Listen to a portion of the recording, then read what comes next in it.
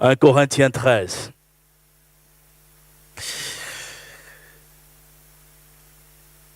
Mais en introduction, nous pouvons lire la fin du chapitre 12, où l'apôtre Paul dit ceci au verset 31. « Aspirez aux dons les meilleurs, et je vais encore vous montrer une voie par excellence. » Amen. 1 Corinthiens 13, la voie par excellence. Il faut préciser que l'apôtre Paul ne va pas faire une digression quand il aborde le sujet de l'amour dans le chapitre 13. Et rappelons-nous qu'au moment où l'apôtre écrit, il n'y a pas de répartition par chapitre de sa lettre. Donc tout est d'un trait.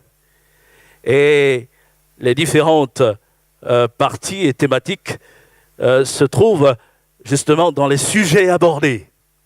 Et au chapitre 12, il va commencer à parler des dons de l'esprit. Et jusqu'à la fin du chapitre 14, on est encore dans ce sujet. Donc vous voyez que le chapitre 13, tout ce qui est dit au chapitre 13, est là dans ce même sujet, est englobé dans le thème des dons de l'esprit. Et nous allons donc considérer ce qu'il veut exprimer en évoquant l'amour, alors qu'il traite des dons de l'esprit. Et je remarque qu'il y a 3 sections. On peut répartir ce chapitre 13 en 3 sections, où il va souligner des choses très fortes. La première section, du verset 1er jusqu'au verset 3, nous allons la lire ensemble. Il dit « Quand je parlerai les langues des hommes et des anges, si je n'ai pas l'amour, je suis un airain qui résonne ou une cymbale qui retentit. Et quand j'aurai le don de prophétie, la science de tous les mystères et toute la connaissance, quand j'aurai même toute la foi jusqu'à transporter les montagnes, si je n'ai pas l'amour, je ne suis rien.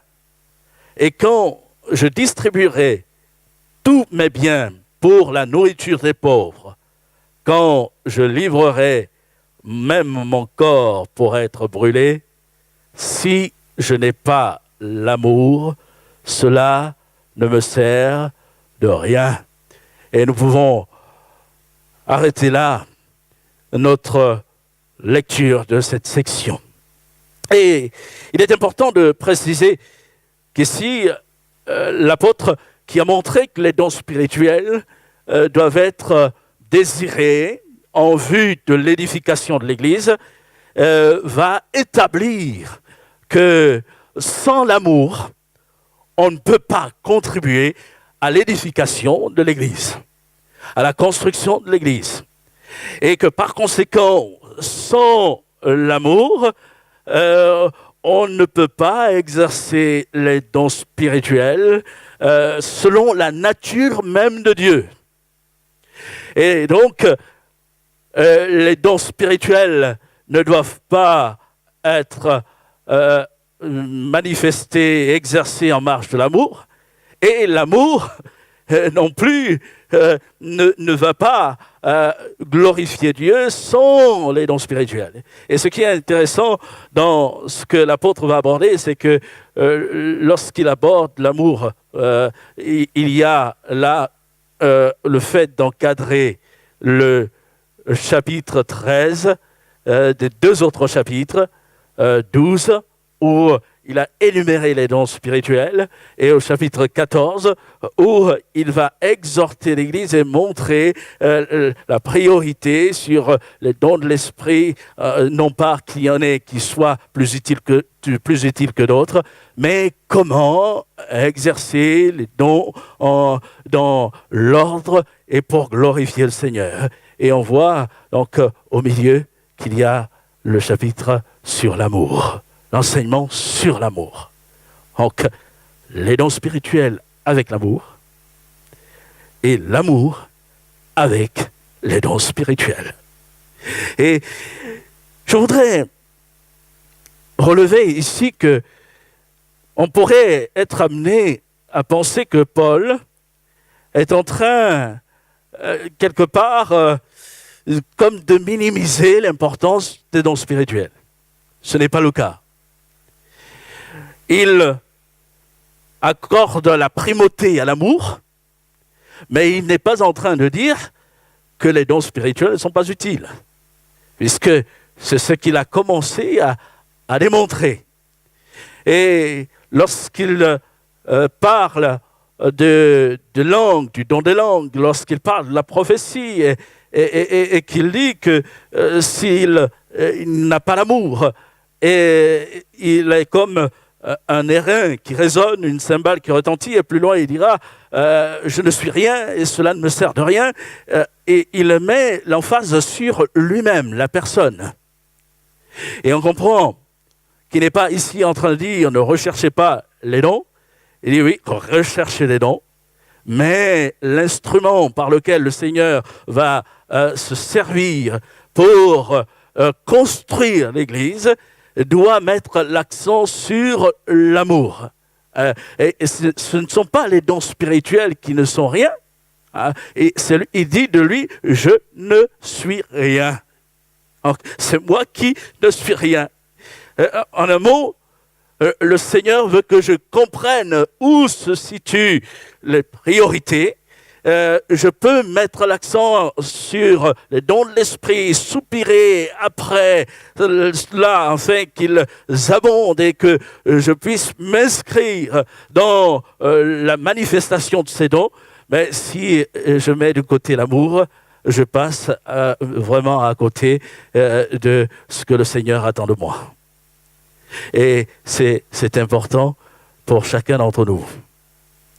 Et nous avons vu, d'ailleurs, dans 1 Corinthiens 12, que l'apôtre va dire que l'esprit, un seul et même esprit, opère toutes ces choses, après avoir énuméré les dons, et les distribue à chacun en particulier comme il veut.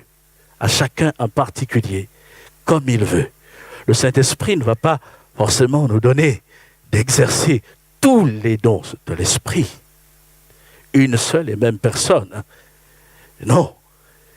Il va répartir les dons entre les différents membres. Mais le Saint-Esprit veut nous donner à chacun de rentrer dans l'amour. En ce qui concerne l'amour, le Seigneur ne va oublier personne et il n'oublie personne. Mais au contraire, il exhorte chacun à rentrer dans cette vie et dans ce lien de l'amour qui nous est présenté comme le lien de la perfection. Et chacun est invité à bâtir, à participer de la construction de l'édifice qu'est l'Église, un édifice spirituel formé de pierres vivantes que nous sommes. Et cette construction passe par le chemin de l'amour parce qu'il correspond à la nature même de Dieu, Dieu qui est amour. Et lorsque nous prions et nous voulons le faire encore ensemble pour que le Seigneur répande son esprit en abondance et équipe l'Église des manifestations d'esprit des dons spirituels, nous voulons aussi aspirer en tout que le Seigneur nous donne de grandir dans l'amour. Et qu'ainsi, par l'amour, nous soyons de ceux qui consolent, de ceux qui relèvent, de ceux par lesquels le Seigneur va encore répandre son caractère en chacun de ses enfants. Et son caractère, sa nature, c'est l'amour. Gloire à son nom. Il y a la deuxième section, au verset 4, il dit « L'amour est patient, il est plein de bonté. L'amour n'est point envieux. L'amour ne se vante point. L'amour ne s'enfle point d'orgueil. L'amour ne fait rien de malhonnête. L'amour ne cherche point son intérêt. L'amour ne s'irrite point. Il ne soupçonne point le mal. Il ne se réjouit point de l'injustice, mais il se réjouit de la vérité. Il pardonne tout. Il croit tout. Il espère tout. Il supporte tout. Amen. Alors, dans certaines versions, il est écrit « il excuse tout ». Mais littéralement, c'est « il couvre tout ». L'amour couvre une multitude de péchés. Et on est là vraiment dans la pensée du pardon. Non pas couvrir le mal pour se rendre complice, mais couvrir dans le sens de pardonner et de ne pas accabler celui qui est là dans une faiblesse afin de l'amener à réaliser sa position et à revenir de tout son cœur au Seigneur. Et vous avez noté, comme moi, que dans cette deuxième section, l'apôtre va mettre l'emphase sur les attributs de l'amour. L'amour est patient. L'amour ne se vante point. On a ici des caractéristiques même de l'amour. Et vous aurez remarqué qu'il y a dans cette énumération comme deux listes. Premièrement, l'apôtre va parler de ce que l'amour accepte, ce qui va de pair avec l'amour. Et ce que l'amour met en valeur. La patience, la bonté, le fait de se réjouir de la vérité, de s'attacher à la vérité, le pardon et la foi, le fait de faire confiance aux autres, l'espérance et également le fait de se supporter les uns les autres. Et puis, il y a ce que je qualifie d'une deuxième liste, en fait, ce que l'amour rejette. La jalousie, le fait de se vanter, l'orgueil, la malhonnêteté, l'intérêt personnel, l'irritation, le fait de soupçonner le mal et aussi de se réjouir de l'injustice. L'amour va rejeter cela. En fait, si on réfléchit bien, on voit que l'apôtre est dans la même logique que ce qu'il exprime aux Galates. Ça me fait fortement penser à Galates 5, à partir du verset 16, on peut le lire ensemble, on verra que il y a dans l'énumération des choses qui reviennent dans une liste ou dans l'autre. Donc lisons Galates 5, 16. Paul dit, je dis donc, marchez selon l'esprit et vous n'accomplirez pas les désirs de la chair.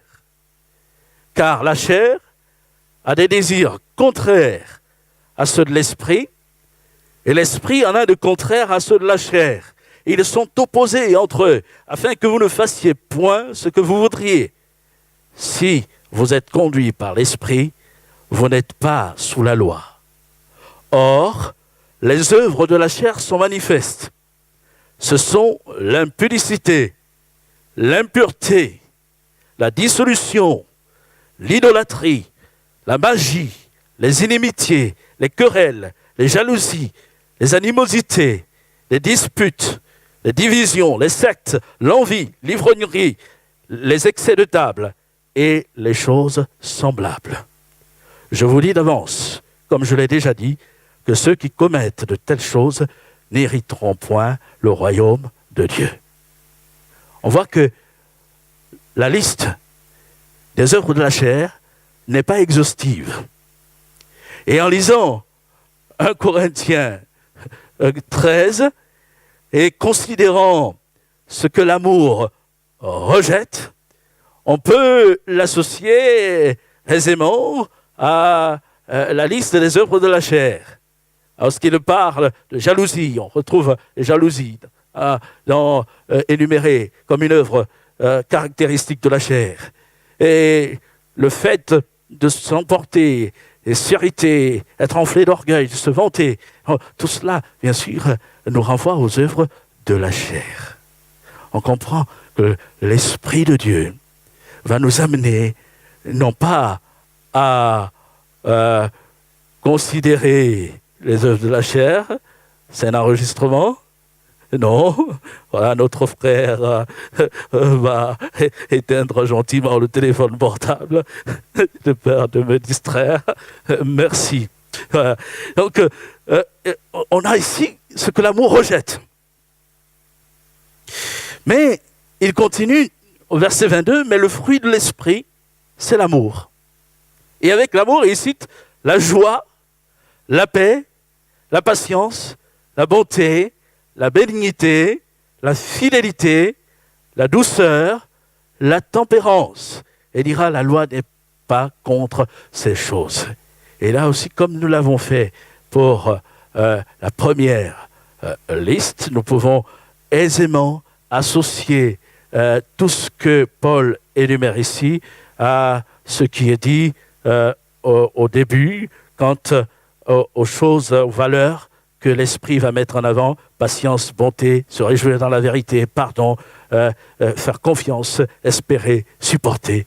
On est là vraiment dans le domaine du fruit de l'Esprit. Alors, qu'est-ce qu'il veut dire?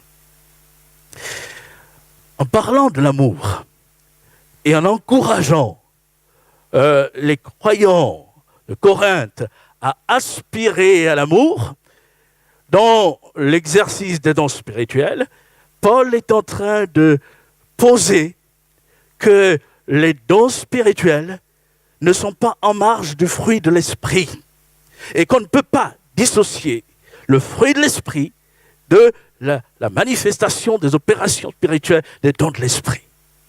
On a parfois tendance, nous, à faire la partition et à séparer les choses en disant il faut favoriser le fruit. Oui, il faut favoriser le fruit, mais le fruit ne va pas écarter les dons de l'esprit. Et en fait, tout est produit par l'esprit.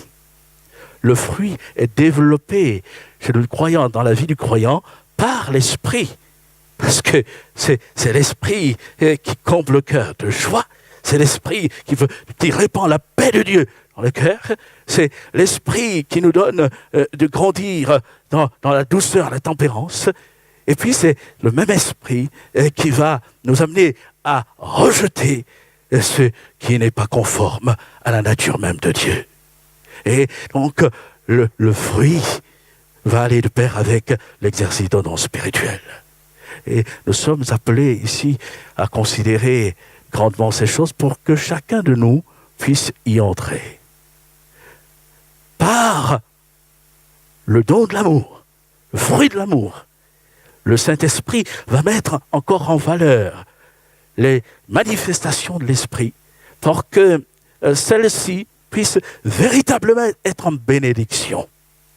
Et c'est vrai que quand Paul précise ces choses, il y a tout un contexte dans l'église de Corinthe, rappelons-le, on ne le rappellera jamais assez, qu'il y avait comme des divisions au sein des Corinthiens, où les uns prenaient parti pour un tel homme de Dieu, les autres pour un tel autre, et même entre eux, il n'y avait pas toujours cette unité. Et comment construire, édifier l'église dans un tel contexte?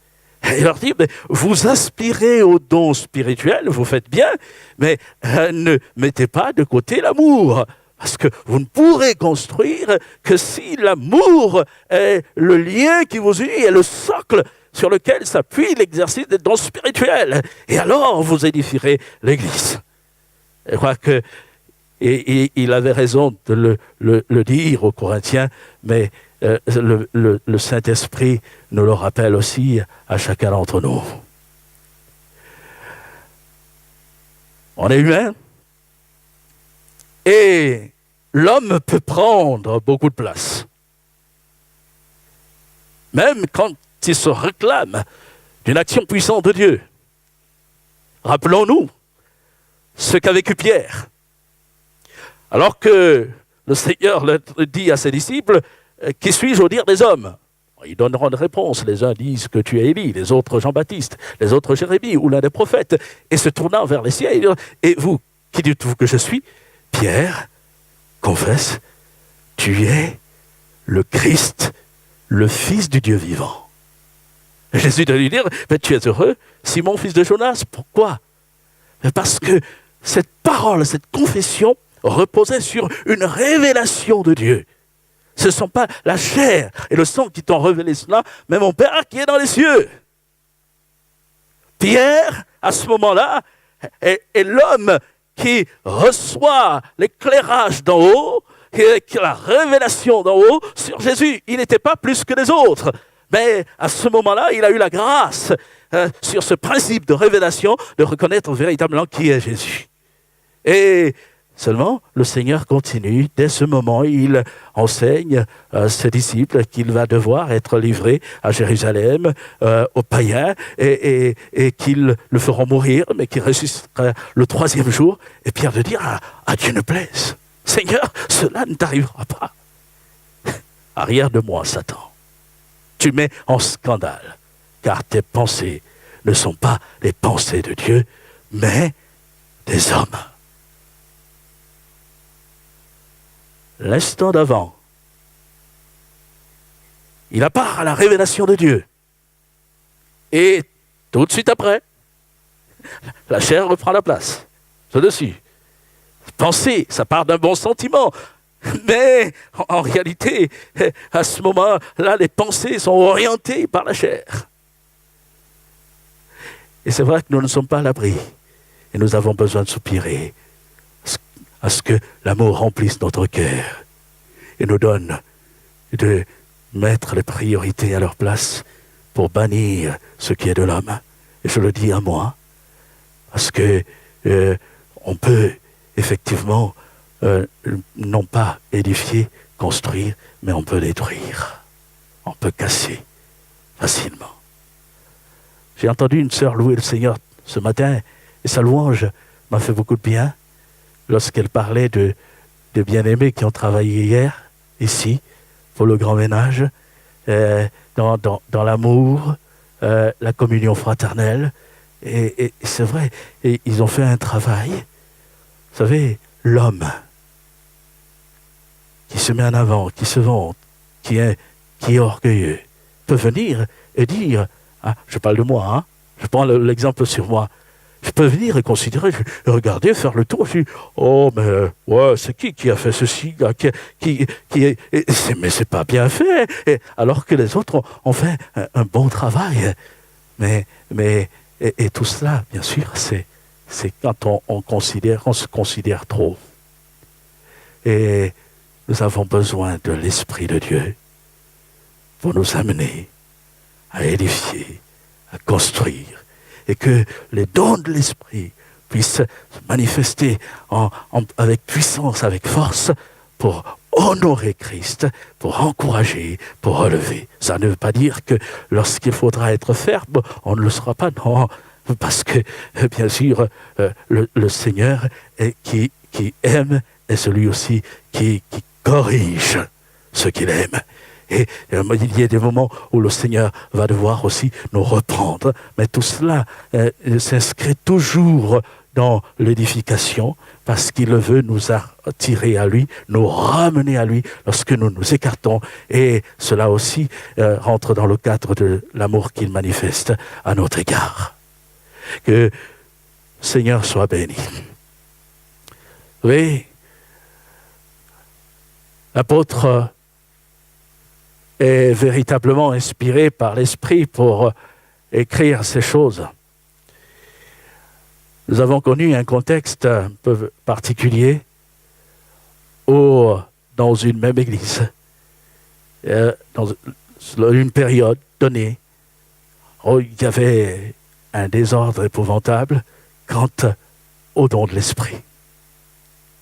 Où les uns qui n'osaient pas dire certaines choses aux autres, aller les voir pour leur parler, le faisaient passer sous forme de don spirituel.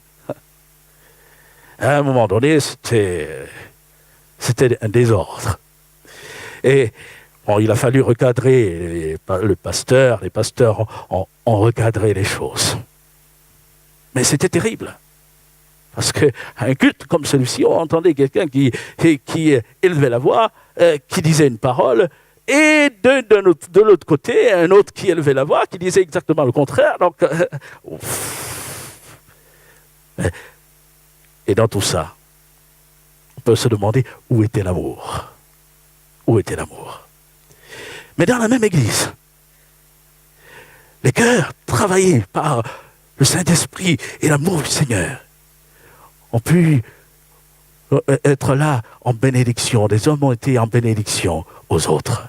Et je me souviens notamment d'une expérience d'une femme qui venait, qui découvrait les réunions. Elle était dans un état dépressif.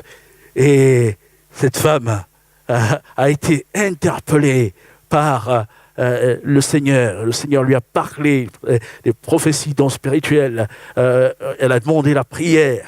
Et le pasteur a prié pour lui. Et cette femme a été progressivement relevée. On aurait dit, alors qu'elle avait là le visage fermé, on aurait dit une plante qui était en train de s'étioler, mais qui recouvrait de la fraîcheur. Et on la voyait s'épanouir progressivement jusqu'à esquisser un sourire et ensuite à exprimer haut et fort ce que le Seigneur avait fait dans sa vie, comment le Seigneur l'avait guéri. Et on a eu la joie de voir cette dame s'engager avec Jésus. Et elle a rendu témoignage lors de son baptême, glorifiant le Seigneur et attestant qu'il y avait l'amour au sein de l'Église. Gloire à Dieu. Alors, on retiendra plus ce dernier exemple, ce dernier témoignage que le premier où c'était un désordre dans la manifestation de l'esprit, des dons de l'esprit. Quand il y a l'amour, le Seigneur se glorifie. Quand l'amour préside à l'exercice des dons spirituels, les cœurs sont saisis, les vies sont transformées et Christ est élevé. Et ceux qui étaient même là, incrédules, ou là, sombrant dans leur situation, découvrent que Dieu est vivant, que le Seigneur est celui qui guérit, qui les console. Il est là pour les attirer à lui. Et c'est ce que nous désirons encore voir se manifester au milieu de nous. Et nous voulons aspirer aux dons spirituels. Et nous voulons aussi aspirer à l'amour, qu'il grandisse en nous plutôt que nous grandissions dans l'amour de la personne de Jésus. Troisième et dernière section d'un Corinthiens 13, à partir du verset 8,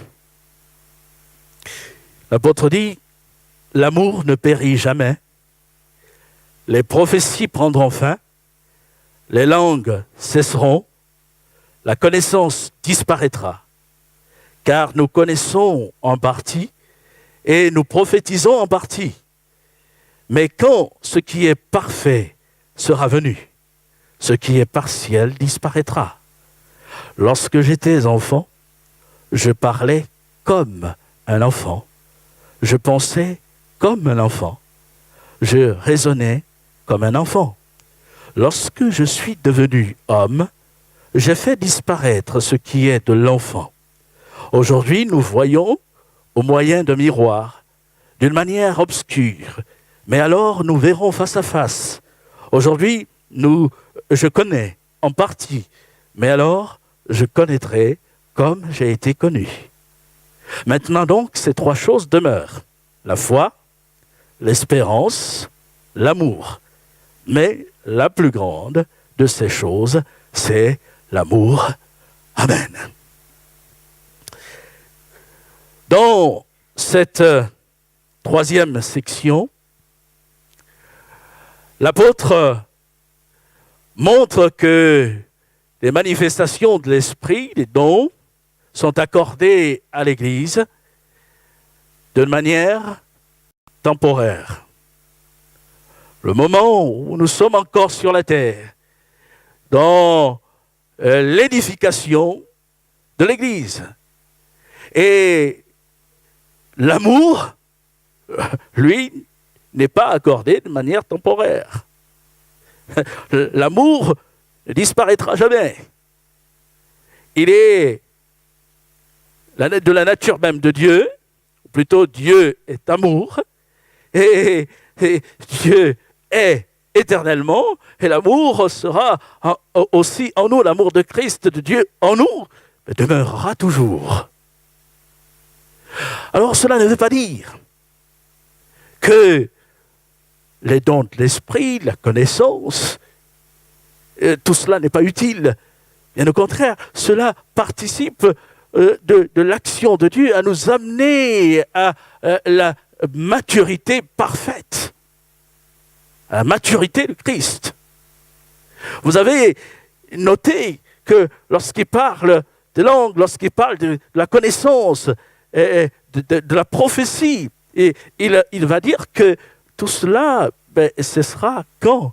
Lorsque celui qui est parfait reviendra, lorsqu'il nous prendra avec lui, et lorsque nous serons rendus semblables à lui. Nous n'aurons plus besoin de connaissances qu'on nous explique, qu'on nous enseigne sur telle ou telle autre chose, parce qu'il nous aura lui-même révélé toutes choses. Mais dans le cadre de l'amour, nous serons encore là, unis en lui. Et on comprend que les dons spirituels sont utiles ici-bas, tout comme l'amour. Ils doivent être là, encadrés par l'amour, pour que nous poursuivions le but. Et le but, c'est Christ.